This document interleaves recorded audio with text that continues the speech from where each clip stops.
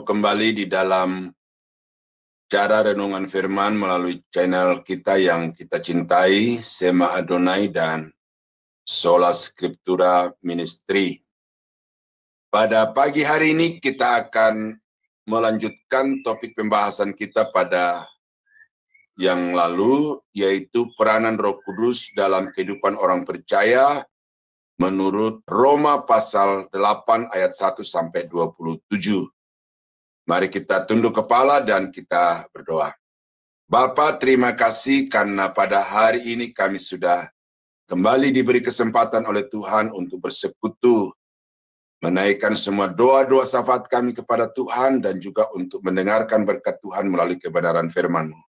Dan secara khusus melalui kesempatan ini kami akan membahas tentang kerjaan Roh Kudus dalam kehidupan kami. Kami mohon kiranya roh yang akan kami bahas itu juga bekerja di dalam hati pikiran kami semua, supaya firman-Mu kami dapat pahami dengan benar, dan kemudian kami dapat melakukannya untuk hormat kemuliaan bagi nama-Mu. Dalam nama Yesus kami berdoa, haleluya, amin. Nah, saudara-saudara yang kekasih di dalam Tuhan, minggu lalu kita sudah membahas firman Tuhan tentang pekerjaan Roh Kudus di dalam kehidupan orang-orang percaya menurut Roma pasal 81 sampai 27. Yang pertama adalah membebaskan dari hukuman kekal. Kemudian yang kedua adalah menghidupkan kembali kerohanian kita atau relasi kita dengan Tuhan. Dan yang ketiga menuntun kita kepada hal-hal yang bersifat rohani, menerangi pikiran kita untuk mengerti kehendak Tuhan. Dan yang keempat adalah Tuhan memberikan damai sejahtera atau Roh Kudus itu menjadi sumber sukacita dan damai sejahtera di dalam kehidupan kita. Nah, pada sesi yang kedua ini kita akan membahas lagi apa-apa saja yang dikerjakan oleh Roh Kudus di dalam kehidupan orang percaya, tetapi kita batasi di dalam nats yang kita sudah pilih bersama-sama. Nah, yang berikut adalah Roh Kudus itu menjadikan kita milik Allah. Di dalam ayat yang ke-9 dikatakan, tetapi kamu tidak hidup dalam daging, melainkan dalam roh, jika memang roh Allah diam di dalam kamu.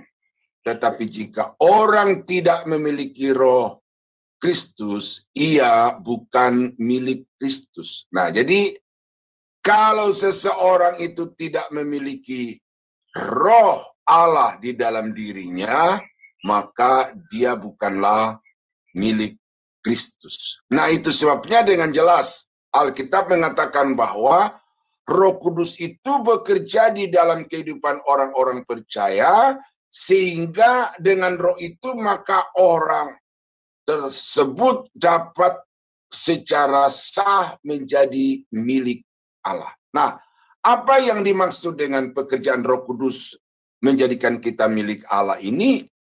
Itu di dalam Efesus pasal 13, 1 ayat 13-14 dikatakan, di dalam Dia kamu juga karena kamu telah mendengar firman kebenaran, yaitu Injil keselamatanmu. Di dalam Dia kamu juga ketika kamu percaya dimeteraikan dengan Roh Kudus yang dijanjikannya itu. Dan Roh Kudus itu adalah jaminan bagian kita sampai kita memperoleh seluruhnya, yaitu penebusan yang menjadikan kita milik Allah untuk memuji kemuliaannya. Nah, jadi Paulus di sini mengatakan bahwa Roh Kudus itu diberikan Tuhan di dalam kehidupan orang-orang yang percaya kepada pemberitaan Injil keselamatan itu, dan roh itu bukan saja meyakinkan kemudian orang itu percaya dan bertobat, tetapi di dalam surat ini Paulus mengatakan roh itu berfungsi sebagai materai, mensahkan pembalikan nama yang tadinya saudara itu adalah milik iblis, milik dunia, dikuasai dosa. Tetapi dengan berita Injil yang saudara percaya itu, saudara balik kepemilikan, sekarang menjadi milik Allah, milik Bapa, dan sebagai satu pengesahan terhadap kepemilikan Bapa itu, maka roh itu dijadikan sebagai cap atau meterai. Nah, jadi saudara-saudara, orang-orang yang menjadi milik Allah itu tidak bisa tidak di dalam dirinya harus ada roh Allah. Kalau seseorang tidak memiliki roh Kristus, ia bukan milik Kristus. Kalau seseorang tidak memiliki roh Allah, ia bukan milik Allah. Nah, ini secara doktrin pneumatologi, saudara-saudara. Ini mengajarkan kepada saudara dan saya bahwa seorang yang sudah sungguh-sungguh percaya kepada Allah, lahir baru, kemudian menerima Yesus sebagai Tuhan dan Juru Selamat, pada saat yang bersamaan juga dia dipenuhi dan didiami oleh Roh Kudus, karena Roh Kudus itu yang mensahkan orang itu sebagai milik Allah. Nah, jadi ada pengajaran yang mengatakan bahwa orang percaya dulu, sesudah itu dibaptis, lalu sesudah itu dipenuhi Roh Kudus. Itu ajaran yang ngaco, ya. Karena justru kita dapat menjadi milik Allah itu karena Roh Allah yang memeteraikan kita, karena Roh Allah yang menjamin kita di dalam ayat yang ke-14 tadi itu. Pada saat orang bertobat terima Yesus sebagai Tuhan dan Juru Selamat secara pribadi, pada saat yang bersamaan dia didiami oleh Roh Kudus, karena Roh Kudus itu yang menjadi meterai, Roh Kudus itu yang menjadi penjamin keselamatan orang-orang itu. Nah, di dalam 2 Korintus pasal 1 ayat yang ke-21 dan 22 dikatakan, sebab dia yang telah meneguhkan kami bersama-sama dengan kamu di dalam Kristus adalah Allah yang telah mengurapi. Adalah Allah yang telah memeteraikan tanda miliknya atas kita dan yang memberikan Roh Kudus di dalam hati kita sebagai jaminan dari semua yang telah disediakan untuk kita. Nah, jadi saudara-saudara, Roh Kudus di sini menjamin kepemilikan Allah atas hidup saudara. Bahwa Roh Allah yang tinggal di dalam kehidupan orang-orang percaya itu adalah satu bukti bahwa orang itu sungguh menjadi milik Allah. Nah, ini yang jauh lebih hakiki daripada karunia-karunia, saudara. Banyak orang Kristen yang begitu antusias untuk mengejar karunia-karunia, minta diajari oleh pendeta-pendeta tertentu. Padahal Alkitab mengatakan bahwa karunia itu adalah pemberian dari Roh Kudus kepada siapa yang dia kehendaki. Tetapi yang paling penting itu bukan karunianya, tetapi pribadi Roh Kudus itu yang harus tinggal di dalam kehidupan saudara dan saya, supaya dengan itu saudara dapat menjadi milik Allah selama-lamanya. Nah, yang berikut adalah Roh Kudus membangkitkan tubuh kita dari kubur. Ini ajaran Alkitab bahwa kebangkitan orang mati itu adalah sesuatu yang pasti, tidak bisa tidak. Dan di dalam Roma pasal 8, ya, saya bacakan lagi ya.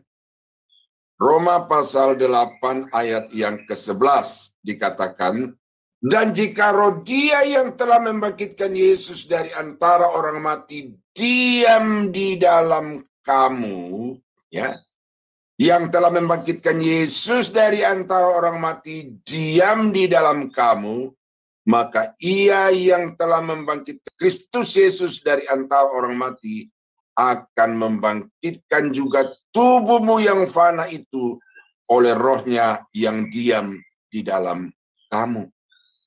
Jadi Roh Kudus itu bekerja bukan hanya di awal ketika kita memulai hubungan kita dengan Tuhan, tetapi bahkan ketika kita sudah mati secara jasmani pun, Roh Kudus itu masih akan tetap berkarya di dalam kehidupan saudara dan saya, dan karyanya itu akan diwujudkan dengan membangkitkan tubuh dari kematian. Nah, Kristus bangkit dari antara orang mati itu karena pekerjaan Bapa. Kristus bangkit dari antara orang mati itu karena pekerjaan Kristus itu sendiri. Ya, ini namanya kata kerja medial. Ya, kalau di dalam bahasa Yunani itu. Jadi kata kerja yang mengenakan kepada diri sendiri. Ya, kata kerja refleksif pronoun di dalam bahasa Inggris. Pekerjaan yang dikenakan pada diri sendiri. Dan itu dilakukan oleh Yesus ketika dia membangkitkan dirinya dari antara orang mati. Dan yang ketiga kita lihat bahwa kebangkitan Yesus dari adalah karena pekerjaan Roh Kudus. Nah, jadi saudara, kita melihat orang-orang yang percaya kepada Yesus yang sungguh-sungguh telah didiami oleh Roh Kudus itu karena pada waktunya nanti dia akan dibangkitkan oleh Roh Kudus dari antara orang mati, kemudian akan menyongsong Tuhan dari surga datang di awan-awan untuk menjemput gerejanya.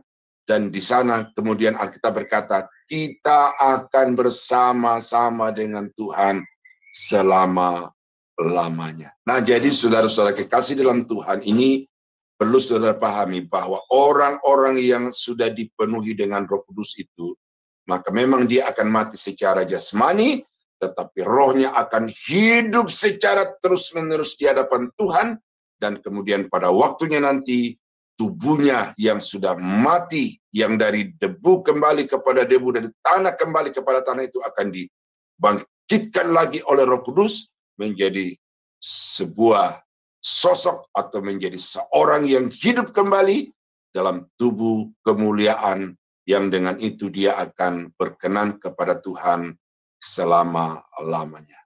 Saya bacakan di dalam Roma pasal 1 ayat yang ke-2 sampai 4 ya. Injil itu telah dijanjikannya sebelumnya dengan perantaraan nabi-nabinya dalam kitab-kitab suci tentang anaknya yang menurut daging diperanakan dari keturunan Daud dan menurut roh dikuduskan, dinyatakan oleh kebangkitannya dari antara orang mati bahwa ia adalah anak Allah yang berkuasa, Yesus Kristus. Jadi kita melihat di situ bahwa Roh Kudus itu berperan secara langsung untuk membangkitkan Yesus dari kebangkitan dari antara orang mati. Jadi jelas-jelas di sini pekerjaan Roh Kudus itu begitu luar biasa di dalam iman Kristen dan juga khusus di dalam kehidupan orang-orang percaya, karena Roh Kudus itu akan membangkitkan kembali orang-orang yang sudah bertahun-tahun bahkan sudah berabad-abad di dalam kuburan itu, oleh karena orang itu semasa hidupnya percaya kepada Allah dan menerima Roh Kudus tinggal di dalam hidupnya. Nah, karena itu saudara, selama kita hidup ini ya, bagi orang Kristen tidak ada pilihan lain selain saudara membuka hati untuk menerima Yesus sebagai Tuhan dan Juru Selamat, untuk juga didiami oleh Roh Kudus. Karena kalau Roh Kudus itu sudah tinggal dan diam di dalam hidup saudara, maka walau saudara akan mati, tetapi pada akhirnya saudara akan dibangkitkan kembali untuk tinggal bersama-sama dengan Tuhan sampai selama-lamanya. Nah, apa yang selanjutnya dikerjakan Roh Kudus di dalam kehidupan orang-orang percaya menurut Roma pasal 8 adalah ayat yang ke-13. Sebab jika kamu hidup menurut daging, kamu akan mati. Tetapi jika kamu hidup oleh roh, bahasanya harus dibaca begitu ya. Tapi jika oleh roh, kamu mematikan perbuatan-perbuatan tubuhmu, kamu akan hidup. Nah, jadi kita melihat di sini bahwa Roh Kudus itu diberikan oleh Tuhan kepada orang-orang percaya supaya dia hidup oleh roh. Hidupnya dikendalikan oleh roh. Dan dengan hidup yang dikendalikan oleh roh itu, maka dia akan memiliki kuasa di dalam dirinya, yang dengan kuasa itu maka dia akan mematikan semua keinginan daging dan membuat kuasa daging itu sama sekali tidak berdaya. Perhatikan gambar ini, saudara, bagaimana iblis itu akan selalu menggoda, ya, akan selalu menawarkan tawaran-tawaran, ya. Dan orang-orang Kristen yang tidak ada kuasa di dalam dirinya, tidak ada roh di dalam dirinya, orang itu akan dipecundangi oleh iblis. Oleh karena apa? Karena daging, hawa nafsu manusia itu akan dipompa, akan dirangsang, akan diprovokasi oleh iblis untuk kemudian kuasa daging itu akan menguasai saudara. Maka ada banyak orang-orang Kristen yang hidup di dalam hawa nafsu. Termasuk juga di dalamnya ada orang-orang Kristen yang tanpa sadar dikuasai oleh hawa nafsu. Saya mau bacakan satu ayat, ya, saudara, untuk membuktikan ini. Bahwa kadang-kadang tanpa kita sadar itu kita masuk di dalam perangkap setan dengan hawa nafsu. Saya bacakan dari Yakobus pasal 4. Dari manakah datangnya sengketa dan pertengkaran di antara kamu? Bukankah datangnya dari hawa nafsumu yang saling berjuang di dalam tubuhmu? Kamu mengingini sesuatu tetapi kamu tidak memperolehnya. Lalu kamu membunuh, kamu iri hati tetapi kamu tidak mencapai tujuanmu. Lalu kamu bertengkar dan kamu berkelahi. Kamu tidak memperoleh apa-apa karena kamu tidak berdoa. Nah, jadi itu sebabnya kita tidak mencapai apa yang kita harapkan dalam hidup ini karena kita tidak berdoa. Tetapi ada orang yang sudah sadar bahwa doa itu penting. Karena itu berdoa. Tetapi tanpa sadar doanya adalah doa yang dimotivasi oleh hawa nafsu. Ayat 3. Atau kamu berdoa juga tetapi kamu tidak menerima apa-apa karena kamu salah berdoa, sebab apa yang kamu minta hendak kamu habiskan untuk memuaskan hawa nafsumu. Nah, jadi saudara, hawa nafsu ini adalah musuh bersama, musuh semua orang.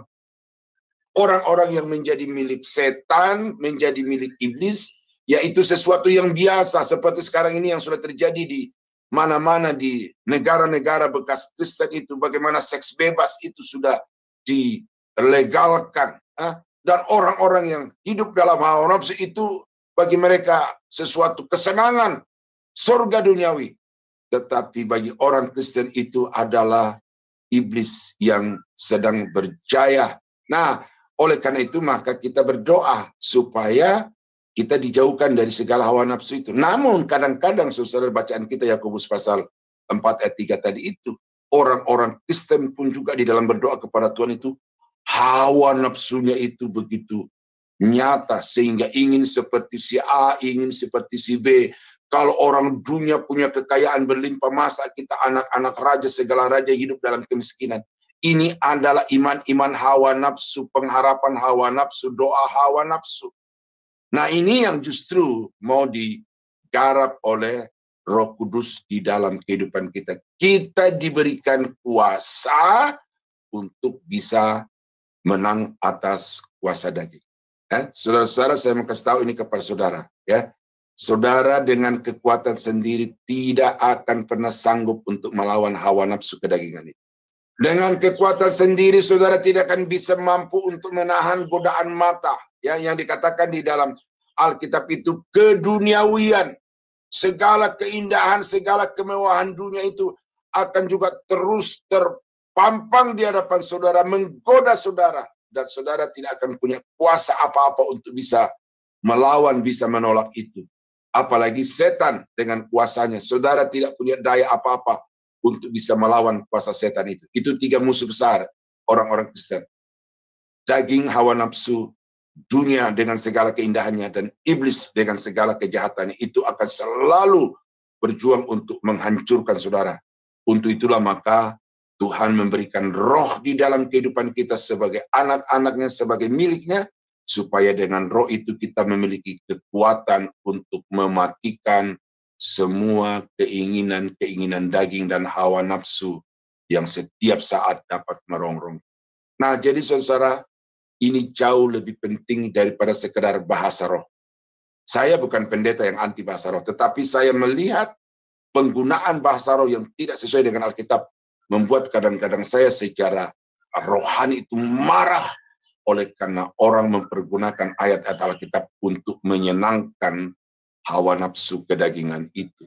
Nah, jadi saudara-saudara, ini penting bahwa orang-orang percaya itu harus didiami oleh Roh Kudus supaya dengan itu dia berdaya untuk melawan kuasa-kuasa jahat dan hawa nafsu. Nah, itu sebabnya maka Tuhan Yesus berjanji di dalam Roma pasal 1 ayat 8. Nah, ini adalah penggenapan dari janji Yesus yang berkata kepada murid-muridnya, janganlah kamu tinggalkan Yerusalem sampai kamu diperlengkapi dengan kekuasaan dari tempat yang maha tinggi.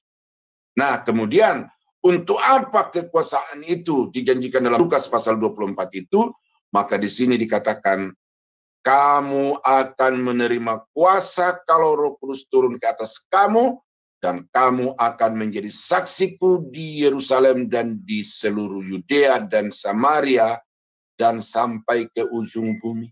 Nah, jadi Roh Kudus itu akan memberikan kepada kita kuasa. Kuasa di sini adalah dunamos, ya, seperti kekuatan dinamit yang bisa menghancurkan gunung-gunung batu.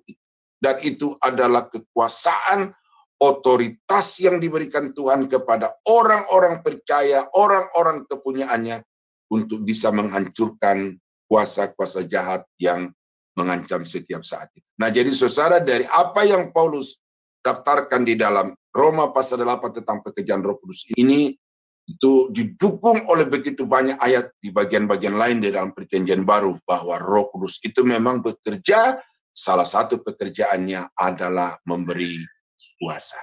Nah, jadi ini penting bagi banyak orang-orang Kristen yang seringkali menggantungkan hidupnya kepada pendeta, kepada benda-benda tertentu yang ditawarkan oleh pendeta-pendeta, seperti minyak urapan, roti anggur perjamuan. Bagi saya itu adalah penyalahgunaan sakramen gereja ini. Saudara tidak perlu mempergunakan minyak untuk melindungi saudara dari kuasa setan. Saudara tidak perlu melindungi rumah saudara dari pengaruh kuasa jahat dengan memolesinya atau menyiraminya dengan minyak urapan itu. Karena di dalam dirimu ada pengurapan yang melampaui kekuatan pengurapan minyak, yaitu Roh Kudus. Dan Roh Kudus ini memberikan kepada kita kuasa. Nah, karena itu kalau ada sakit penyakit yang sedang saudara hadapi, baik di dalam diri saudara ataupun juga orang-orang yang ada di sekitar saudara, tidak usah menunggu pendeta, tidak usah menunggu tua-tua sidang, kata Yakobus. Saudara sendiri punya otoritas, karena di dalammu ada Roh Kudus, dan dengan Roh Kudus itu saudara punya kuasa untuk menjadi saksi di Yerusalem, Yudea, Samaria, dan sampai ke ujung bumi.